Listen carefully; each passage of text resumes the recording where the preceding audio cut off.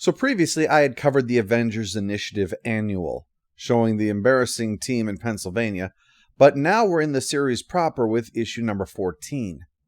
This is when Hank Pym is in his Yellow Jacket persona, starting to move to the center of the story, because you might recall that he is a Skrull. In fact, we discover that he is the Skrull that was on the other end of that conversation that we saw in the Annual, the one who was talking about how their evil plan is going well and evilly. This issue is Dan Slott in action. I don't know what exactly to say about him. I loved his She-Hulk work at the time, but he lost me on page 1 of Brand New Day, so who knows. But I do feel a lot of the She-Hulk style stuff in this issue, as Skrull Hank Pym notes how easily these idiots accept a stupid explanation for his survival in one possible situation after the next, when in reality he has a number of powers beyond the Yellow Jacket ones. He even looks at the stupidity going on in the initiative and can only shake his head. Surgically removing that gun from that poor girl who only accidentally killed somebody because of trauma, who we discover is now a therapist because getting people killed is actually what you want from someone sorting out mental health. Their cloning of MVP despite all reason is another example. Their insistence on giving the alien weapon over to the clone, and so on. For anyone who wanted to prove that managing superheroes is just one more thing the government sucks at, it's the Initiative. But he's not the only Skrull here. There's Crusader. Like John over in Captain Britain and MI-13, Crusader is a Skrull who isn't part of the invasion. But unlike John, he has kept his true Skrull identity a secret, and he suspects that Pym is one as well, and not a helpful one like him. This will come up soon, but the bulk of the story is about 3D Man, who after getting a present from the original 3D Man, yeah, I'd never heard of either of them until now either, is flying off to his posting in Hawaii. That's hitting the jackpot, I gotta say. I mean, he could have wound up in, like, Idaho. I mean, no offense, but if you're being reassigned somewhere, having to be sent to Idaho permanently is, kind of getting the short straw. Anyway, the present that he got is the original 3D Man costume, and so in honor, he incorporates the original glasses into his outfit. This comes in handy because it allows him to be the only one so far who can see through the new Skrull disguises to see them for who they really are. After taking out 2 of them, they know that they're going to need to warn the others, but with comms down, 3D Man is teleported to Camp Hammond directly so that he can expose all of the Skrulls. Crusader is thus in a bind, as being outed like this would make everybody think that he's a villain. So in desperation, he uses his power to make it look like everybody present is a Skrull. And scene. This I really liked. It reads like a book twice its length and it doesn't drag at all. It's smart, acceptably self-aware, and provides an interesting look into the Initiative. As far as the overall storyline, though, its primary role is to show a little of how Hank Pym's replacement has been handling things. A nice lead into our next tie-in. The Initiative, though, continues to show us uninspired and utterly forgettable heroes. So many are thrown at you that no one has a chance to really stick. But that's more of a weakness in the series concept. What we do get of 3D Man and Crusader gives us a lot in a very little amount of space. Our next issue is Mighty Avengers 15, the story of how Hank Pym became replaced by a Skrull. It happened while he and Janet were living in London, where Pym treats her like crap considering that she came here with him from New York, and now he's being condescending and judgmental because she had too much to drink at the schmooze dinner she had to set up in order to get her business back off the ground. She's had enough of him and walks out, so he sleeps with some blonde who'd been asking him a lot of questions at his big talk. If you're thinking, so, this Skrull took over and has ruined Hank Pym's life. No, he managed to screw that up all by himself. The man who tried to make a robot to make the world a better place and nearly ushered in the apocalypse. In retrospect, it's pretty obvious.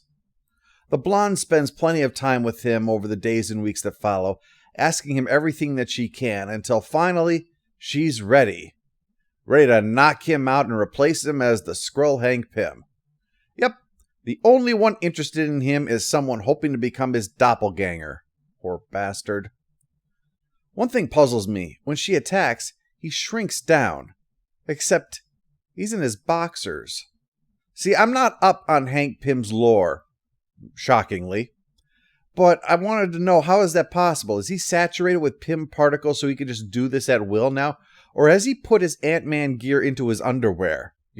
Just in case. Because I gotta say, if he can grow larger at will, well, I think maybe Janet would have been less inclined to leave. What the issue finally explains is how the Skrulls are evading telepaths. They undergo this ritual, and a wet towel is placed on their head or something while they're naked. It's like a frat house ritual or something. And after that, they think the thoughts of the person they're impersonating, but mixed in with their own. Basically, two conversations going on inside their heads, but one is a mask. Having become Hank Pym, we skip ahead to the incident when Ultron becomes a woman coming out of an egg. And they said it was the Silver Age that was trippy. Thanks to Ultron's little stunt, though, Skrull Pym was able to learn how to defeat Stark's new armor now that it was realized that he'd upgraded.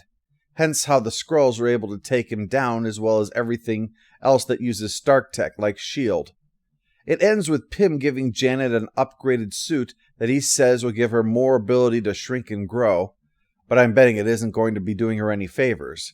And she'll probably blame regular Pym for that too, poor dope. The story in Mighty Avengers 15 is fine. Nothing to really complain about compared to some of the others. It just seems to continue to highlight the fact that the series have effectively stopped being their own books and are just being jammed with almost random character pieces. We haven't hit issue 4 yet of the main book, and the problem that we're seeing here is the event is just really messy. Even my reading order has left me with the sense that things are really haphazard with this entire 8-issue event. This issue does a fine job of filling in the background and asking questions, but why is it here? Last issue, Mighty Avengers 14, was with the Sentry out in space and the Void here with his wife. Where is that story going on? Where's that going to continue at? Not here, apparently, because the next issue tag says that it's about Elektra, who, as far as I can remember, was never an Avenger. Our next crossover is with Ms. Marvel 28, back before she got promoted to Captain in the Marvel Universe. It actually has confused me, as I forgot about the originals thread in all of this, and when it was mentioned in a recap that Captain Marvel is a Skrull, I was wondering when Carol Danvers was revealed to be a doppelganger. This is even more confusing thanks to us living in the future. She's been in the middle of her own problems with this, what with her connection to the Kree and all that. But this is seemingly the issue when we get to actually go into the event itself, because this is when Ms. Marvel fights that battle in Manhattan that we've been seeing going badly for Earth's heroes. In keeping with that, this is a long fight scene. Carol Danvers beating the hell out of a bunch of Skrulls is basically the theme of the issue. Actually, that's putting it mildly. Since this is an invasion and these are soldiers, she has no compunction about killing them. And given the numbers involved and their own murderous impulses, I for one really can't fault her. This is explored through her own inner monologue, and what we discover is that she enjoys the purity of all of this. There's no more baggage in what she's doing, and no second guessing. She is slaughtering these murdering invaders, and she admits to enjoying that. Yeah, Ms. Marvel is hardcore. The Skrulls try to outfox her by transforming into human beings and mixing with the crowd, but when one uses their anonymity to murder a man and toss the corpse at her to demoralize her, she fights back by hitting everybody with a low-level blast. So low that no one with any powers is going to be affected, but regular people are going to get knocked on their asses. But that leaves her free then to annihilate all the ones who are still standing because she knows they're actually Skrulls. But with that done, a giant Skrull appears, setting up our cliffhanger. This issue is more in keeping with what I expect as far as a crossover goes, but it's certainly not what I was expecting from the character. But this I found particularly interesting, the way that she was unapologetically a soldier, the way she never had a twinge of conscience as she fought and killed the enemy before her. I had read some of her early issues in this particular series, and I got a vibe with her and the book as being a kind of a midpoint between Spider-Man and Power Girl. All this real power while being somewhat of an outsider, mixed with a bit of knocked around by life despite her powers kind of thing. This builds upon that without being inconsistent with it. This is when she can be something that most of the other heroes can't be, because of where she as a person comes from. We need more issues like this in the event, that have the larger event happening with the individuals seeing it from within their own small bubbles and headspaces. It's not about getting a better picture of the event, but rather how the event is influencing individuals. Continuing the approach of Mighty Avengers number 15 is New Avengers number 42, this time about Spider-Woman. Jessica Drew meets with Nick Fury about working with Hydra to get her powers back, which involves an operation. I'm guessing anyway. Although given that it looks like breast implants are on the tray, I can't entirely rule out that it's just mandatory cosmetic surgery. Maybe that's why all the superheroines have the same body type. Well, when she is put under, we discover she's actually surrounded by Skrulls, and next thing we know, there's the Queen, having the wet towel put on her head to join Phi Beta Phi. With her in place as Jessica, she can lay out to the Skrull agents on Earth the first wave objectives, dealing with a huge-ass number of mutants, sorting out the threat of vibranium, and dealing with the superhero community. We discover that the super breakout which occurred at the start of the series was orchestrated by the Skrulls, although they didn't anticipate either restoring the Avengers or bringing the Sentry back into the mess. But this means that, with her living in Stark Tower, she'll have access to the tech to find the weakness that Pym discovered in Mighty Avengers. Speaking of which, she gets a message related to their trip to deal with the Scarlet Witch, but in the last few panels, Spider-Woman disappears with a "to be continued," and this time, no mention of Elektra. Everything I said about Mighty Avengers basically applies here, except that it's easier to become lost. The first page recounts the long and convoluted path that Jessica has been on, before then showing us various highlights throughout the book. This is further compounded by the fact that the artist seems to lack the ability to draw distinct feminine faces, leading to one page where Jessica appears to have a fierce disagreement with herself. As a result, this feels like a less effective fill-in than it could have been. Bendis spent so much time sticking Jessica into every flipping nook and cranny of the Marvel Universe that tracking it is like looking at one of those police maps that are full of pins that they're using to locate all the places that Waldo has been spotted at. So as I said, all of the problems that I had with MA15, except it's also zipping all over the bloody place. Our next crossover I've been dreading to get into. It's Secret Invasion Frontline. Previously, the mega event Civil War also had a Frontline series, but there's one and only one thing that I remember about it, and that was being disgusted with the reporter who reams out Captain America. She asks him if he knows what MySpace is.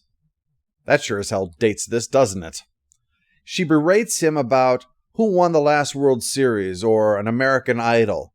And America is about caring what Paris Hilton does. Put simply, she says all those things are divorced from Captain America, so he needs to stop pretending that he stands for America, but rather stands for an ideal that doesn't exist, and so stop doing the things that he does. As somebody who doesn't fit any of those categories, and never did, she can go to hell in my not-so-humble opinion. And I find the idea full of petty cynicism and horrifying in its implications that there is no need to stand up for anything since people don't give a damn anyway. So finding out there's a frickin' Secret Invasion version of this series was about as exciting as finding out that the Picard series has inspired them to make the show Star Trek Neelix. Suffice to say, this issue is basically a bunch of people who are minding their own business until the Skrull invasion happens.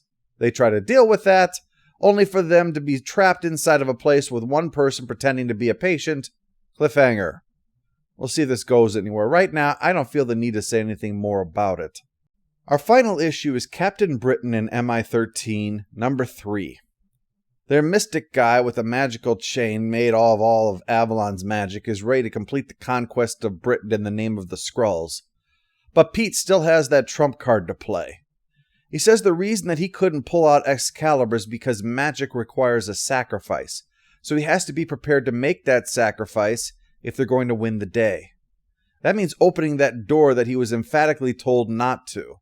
But the voice he's been hearing insists that that is his job.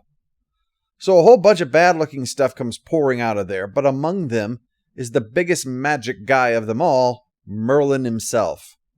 Apparently he was playing some kind of long game to get locked away inside there so that both he and Captain Britain would be separated from the Skrull's magical stealing efforts, so now he can use his power to bring CB back. Thanks to a whole bunch of Union Jacks flying together, of course, Captain Britain is restored. He uses Excalibur to take out Dr. Magic Skrull, and all the other good stuff happens. Basically, the day is saved, or at least it looks that way. I don't know, maybe there's more crossovers coming, but we'll see. I found so far this series has been rather meh for me. Probably because I've little connection to this particular corner of the Marvel Universe. And that remains this way with this issue, I'm sorry to say. The only thing really remarkable to me about it was John's monologue to the Skrulls about refusing to die looking like one of them, like one of the fascists that they have become, so he would fight in his John Lennon form instead. I should add, see this cover? Yeah, that has nothing to do with the issue, other than the fact that that lady fights some Skrulls. I really have no idea what they were going for with this one, especially considering a lot of the issue is full-on war between the Skrulls and the military, plus Black Knight and Faria. You would think that a battle royale on Westminster Bridge might be worthwhile. But no, have it look like it's about drinking Skrull blood. That will sell the issue. This part of the Secret Invasion continues to show the problems that I've been seeing. It's all over the place, literally. You've got bits of the main story showing up in all these other books, not as another perspective on things, but to try to just get them in somewhere. The parts that are working best are those that are looking at the event through the specific eyes of our heroes, like Incredible Hercules and Ms. Marvel, while the main Avenger books have turned into a series of random single-character stories intent on giving small glimpses into a number of people. They're not terrible, but they are suggesting that maybe Bendis has stretched himself too thin here. His tie-ins aren't bad, but sometimes it seems like he's disappeared up his own asshole, frankly. The Hank Pym one at least allowed for the character of Pym to be explored, but Spider-Woman's issue was just condensing down her history of the past 4 years with occasional Skrull asides. I'm not in the Age of Ultron space just yet, but I'm fearful we might wind up there if this continues.